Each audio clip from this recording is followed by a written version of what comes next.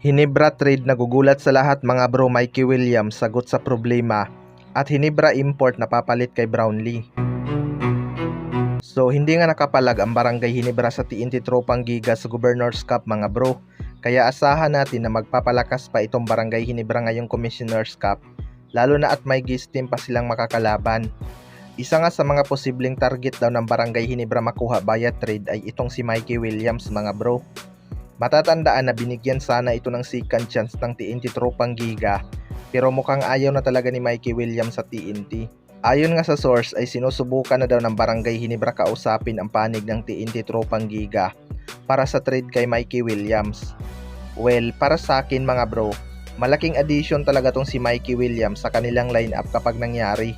Ito talaga ang isa sa nagpahirap sa Barangay Hinebra last Governors Cup dahil laro ang import nga ang pinapakita nitong performance mga bro. Legit na 3-point shooter nga itong si Mikey Williams at maaasahan talaga kapag kinakailangan. Ang concern lang sa kanya ay kung hindi pa ba ito kinalawang dahil walang ang balita sa kanya mga bro kung saang liga ito naglalaro. Baka hindi pa ito pinayagan ng TNT maglaro sa ibang liga dahil hawak pa nga nila ang rights nitong si Mikey Williams. Pero kung pipilitin ng Barangay Hinebra na kunin ang serbisyo nito mga bro, baka ito na ang solusyon sa kanilang problema. Sayang din talaga ang talent nito, sadyang binarat lang ng TNT Tropang Giga. Sa kabilang banda naman mga bro, Barangay Hinebra import na posibleng papalit kay Justin Brownlee. Sa kakatapos lang na Governors Cup mga bro, bakas nga sa mukha ni Justin Brownlee ang pagod kaya nag-struggle talaga siya sa finals.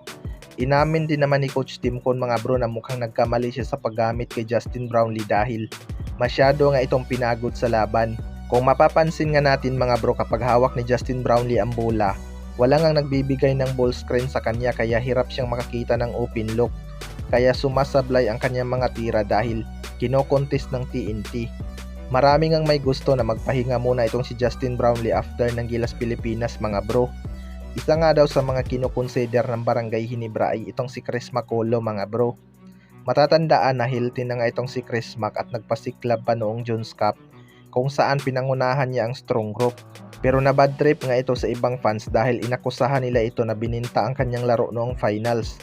Wala ka rin talagang masasabi dito kay Chris Macolo mga bro dahil halos magkapareho lang sila ni Justin Brownlee. Team player, hindi mayabang pero magaling. Matangkad din itong si Chris Macolo pag nagkataon mga bro. Pwede talaga silang maging twin tower ni Japit Aguilar.